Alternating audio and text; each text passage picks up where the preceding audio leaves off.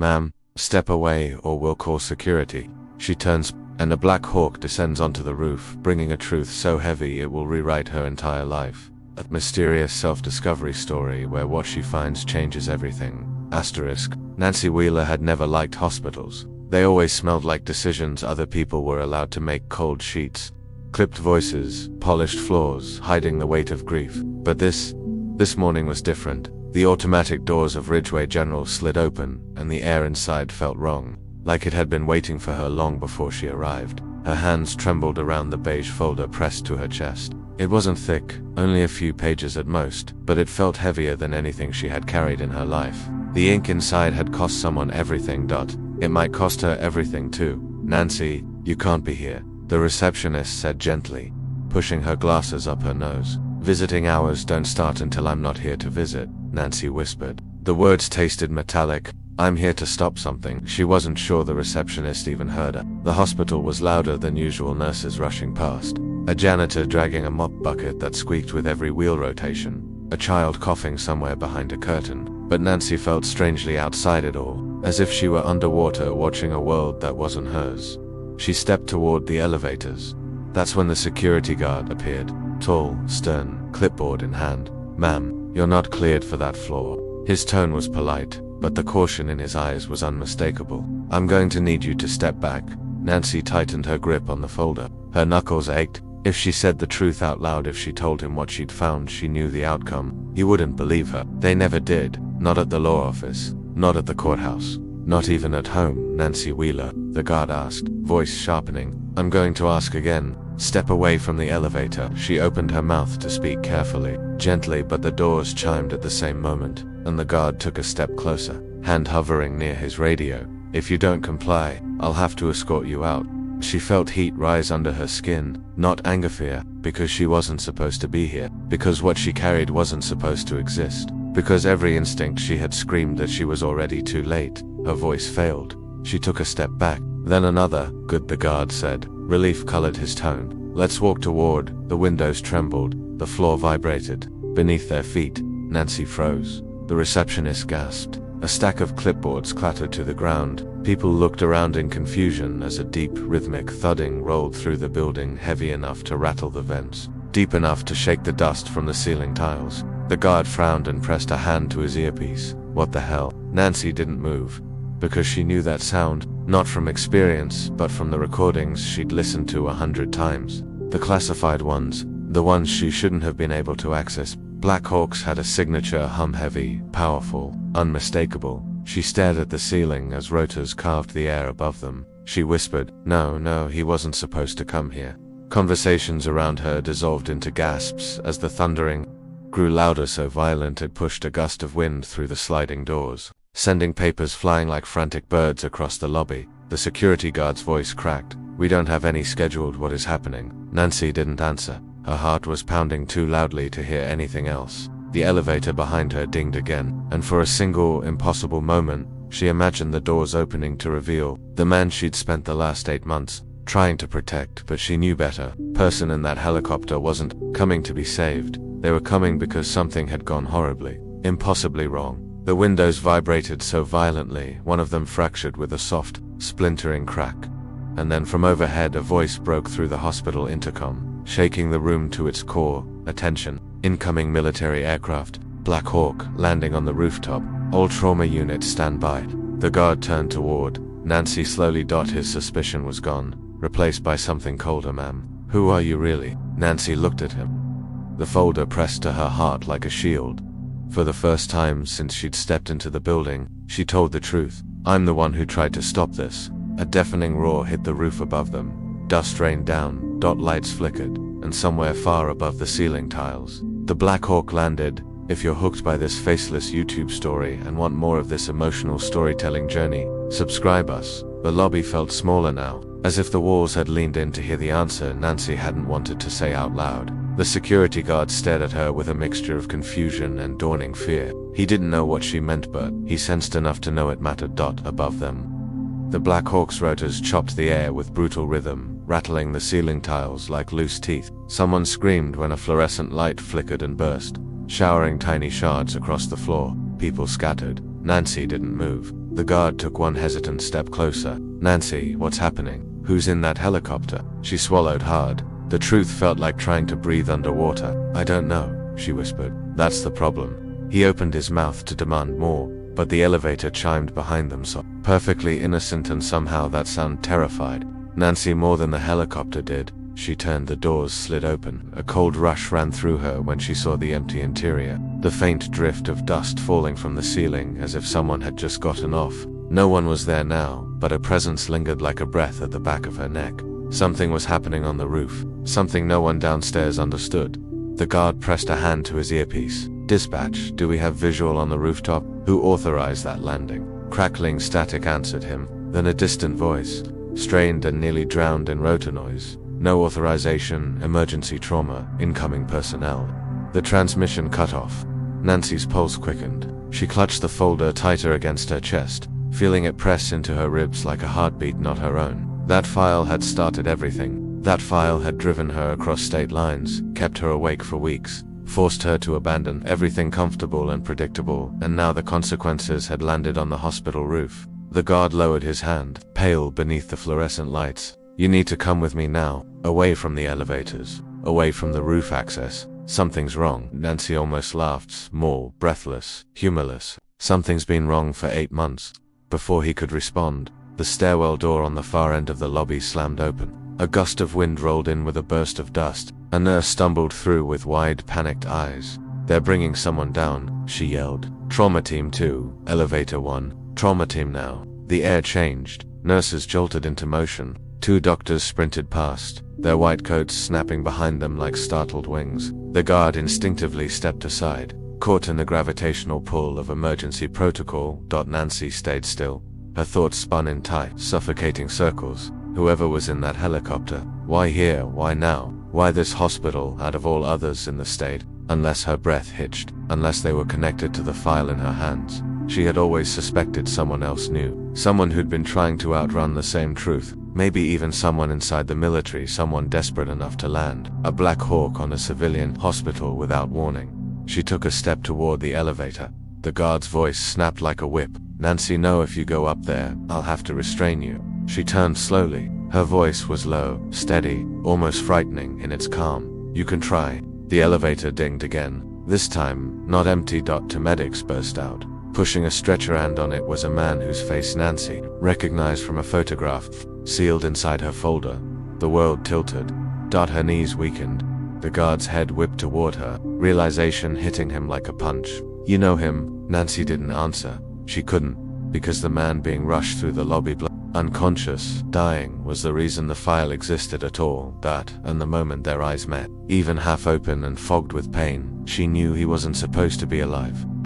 Nancy tried to breathe, quiet, invisible, but nothing about this moment allowed breath to exist. The medics maneuvered the stretcher with harsh, hurried movements, shouting vitals she couldn't process, words dissolving into the hurricane roar in her ears. Blood soaked the man's shirt, dark, spreading, stubborn, like it refused to let go of him. Nancy stepped forward without meaning to. The guard grabbed her arm. Nancy, you can't interfere. Her voice trembled like something barely held together. I'm not interfering. I'm trying to understand.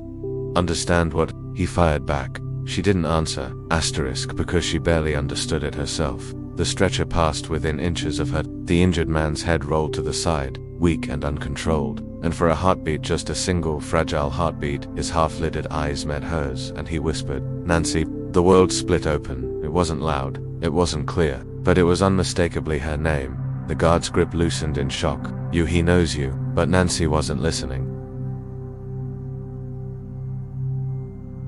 Because memories she'd buried began rising like smoke images from courthouse halls, late-night phone calls, the secret investigation she never meant to start, and the final moment when he vanished from her life, without a trace. He wasn't supposed to be here. He wasn't supposed to survive. She followed the stretcher, moving with a kind of quiet determination that frightened even her. The guard trailed close, torn between duty and the instinct to trust her. One of the medics glanced back. You family? No, Nancy said, but her voice wavered. The medic's eyes narrowed. Then stay back. She didn't. She followed anyway. The doors to Trauma Bay C swung open. Nurses rushed around the room like controlled currents of panic. Machines beeped, gloves snapped, Lights blazed, white hot. The air smelled of antiseptic and fear. The guard tried once more. Nancy, whatever is happening here, you're involved. You need to tell me what's in that folder.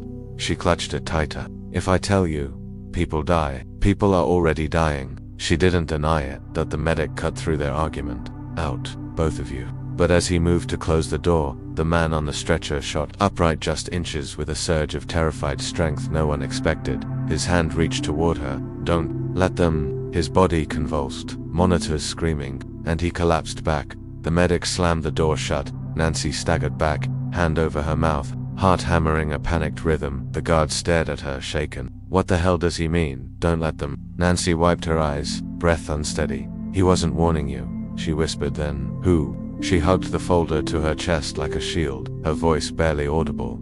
He was warning me. The guard's confusion hardened into fear.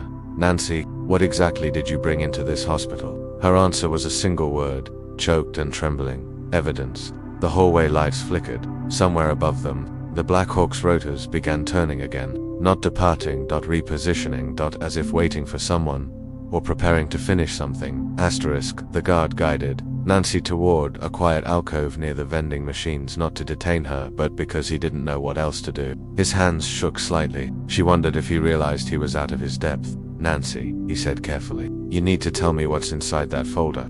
She stared at him, at his uniform, at the weight of responsibility suddenly crushing him. He didn't ask like a threat. He asked like someone trying to prevent a disaster. She opened the folder, just enough for him to see a glimpse of the red classified stamp. His breath caught. Where did you? Voice erupted from the ceiling speakers. Security to rooftop access. Repeat, security to rooftop. Unidentified military personnel. Nancy felt her blood go cold. They weren't done. She stepped back. I have to get up there. The guard blocked her path. Absolutely not. You go anywhere near the roof, and you could be shot, or arrested, or whatever this is. You're in too deep. I'm already in too deep, she said softly. The only question is whether I drown alone. Before he could respond, the overhead lights flickered again, rolling wave that traveled down the hallway like a warning. Someone was overriding the hospital's electrical controls. Someone with access. Someone who wanted darkness. A nurse sprinted past them. They're locking down the trauma bays. The guard cursed. Come on. If we stay here, we're trapped. He grabbed her arm, not forcefully, but with urgency. They ran. Through the twisting hallways, past terrified patients, past staff who had no idea real danger had walked through their doors. At the stairwell. They heard it. Boots. Heavy. Coordinated. Military. And not friendly. The guard whispered, they're not here for a rescue. Nancy turned toward the roof door, and for a moment, she swore she saw a shadow slip through the glass window. Someone tall, deliberate, moving with purpose. She took a breath. He was here. The man from the stretcher hadn't been brought to the hospital by accident. He'd brought danger with him, and the roof was where it began. Asterisk. They climbed the stairwell fast, breath echoing in the narrow space, lights flickering overhead like a failing pulse. Nancy's legs trembled, not from exertion but from the gnawing fear that the roof held answers she wasn't sure she wanted. The guard led the way, gun drawn now. He wasn't pretending anymore. He knew what this had become. They reached the final landing. The rooftop door was cracked open. Wind howled through the gap, cold, sharp, metallic, with rotor wash still swirling above. The guard held up a hand, signaling her to stay back. She didn't listen. They pushed the door open. The Black Hawk crouched on the helipad like a wounded animal, rotors spinning lazily now, blades reflecting the city lights. No crew in sight. No medics. No pilots. Just emptiness. And footprints. Fresh ones. Leading away from the helicopter, toward the far edge of the roof. Nancy followed them, heart pounding hard enough to bruise her ribs. At the edge stood a figure. A man, tall, broad-shouldered, hands gripping the railing as if torn between jumping or holding on. When he turned, Nancy's breath left her. It was him. Not the man from the stretcher, but the one who'd disappeared 8 months ago. The one she'd searched for. The one the file was built around. The guard whispered, Nancy, who is that? She took one step forward. Her voice cracked. My brother. Asterisk. He looked older, not by years, but by weight. By something carved deep into the bones, the kind of exhaustion that didn't come from injury, but from knowing too much. Nancy. His voice was sandpaper. You weren't supposed to come here. She felt tears burn hot behind her eyes. You landed a Black Hawk on a hospital roof. Did you expect me to stay home? He huffed a laugh, broken, painful, barely there. It wasn't meant to land. It was meant to crash. The guard stiffened. What does that mean? Her brother's eyes darkened. They were going to kill the man you saw downstairs. Make it look like an extraction gone wrong. Nancy felt the world tilt. But why? Why him? Why now? He stepped closer, each movement cautious, as if afraid the roof would shatter under him. Because he knew something, he said softly. Something he told me right before he disappeared. Something worth killing over. Nancy held up the folder. He nodded once. That file is only a fraction of the truth. I tried to hide the rest. I failed. The wind grew harsher. Lights flickered along the rooftop's edge. Someone else was here, watching. Her brother's eyes flicked past her shoulder. You're not safe, Nancy. They know you have the file. They know you're connected to me. They'll come for you next. Nancy stepped forward, voice trembling with fear and fury. Then tell me what I'm running from. Tell me what's in this file that terrifies them so much. He closed the distance between them and whispered. The crash wasn't the secret. He looked toward the stairwell. It was what survived it. A shadow moved behind the rooftop vents. Not one shadow, several. The guard stepped in front of Nancy. Gun raised. Contact, he whispered. Multiple. Nancy grabbed her brother's hand. Tell me the truth. All of it. He squeezed her fingers once. I will. But not here. Wind whipped around them. Boots pounded up the stairs. The Black Hawk's lights snapped back on as if summoned. He pulled her close. Nancy, run. Asterisk for a moment. All Nancy Wheeler could hear was the wind howling across the rooftop like a warning that arrived too late. Her brother's fingers tightened around hers, cold and trembling, but steady with an urgency she had never felt from him before. Run, he repeated. But Nancy didn't move. Not yet, because the boots echoing up the stairwell weren't hurried. They weren't panicked. They were confident, measured like footsteps, belonging to people who believed they already owned the night. The guard stepped forward. Gun raised, jaw clenched so tight it trembled. We hold here. You two move behind the helicopter. Use it as cover. Nancy grabbed her brother's wrist and pulled him toward the Black Hawk. Its lights had snapped back on, casting sharp white beams across the rooftop and throwing their shadows into warped, trembling shapes. The rotors weren't spinning, but the machine hummed faintly, like a giant trying to wake. Her brother leaned heavily against her. He was hurt worse than he let on. You need a medic, she whispered. I need you to survive, he whispered back. The stairwell door slammed open with a metallic crack that sliced through. The night air. Four figures emerged, dressed in uniforms that didn't belong to any branch she recognized. Tactical, dark, unmarked. Their helmets reflected the rooftop lights like polished obsidian. They spread out, deliberate, silent, predatory. One stepped forward, lowering his visor. We're here for him, the man said, voice distorted through a modulator. Nancy felt her brother stiffen. The guard lifted his gun higher. Not happening, the modulated voice replied calmly. Almost bored. Then you'll die for nothing. The first shot wasn't loud, it was suppressed. A muted thud, but it tore into the concrete inches from the guard's foot, spraying dust up like a warning. Nancy's brother grabbed her arm, pulling her lower behind the Black Hawk. Stay down, he breathed. Whatever happens, don't let them get the file. Don't let them get you. But Nancy wasn't the same woman who walked into the hospital lobby earlier that day. Fear didn't paralyze her now. It sharpened her. She reached into the folder, pulled out the final page, the one she hadn't dared show even the guard. A single photograph, taken just moments before the crash that started everything. A laboratory, a glass containment chamber, and inside a figure. Human. But not. Strapped down, hooked to machines, eyes open, eyes that glowed faintly even in the printed image. Her brother saw the photo and exhaled shakily. You shouldn't have looked at that.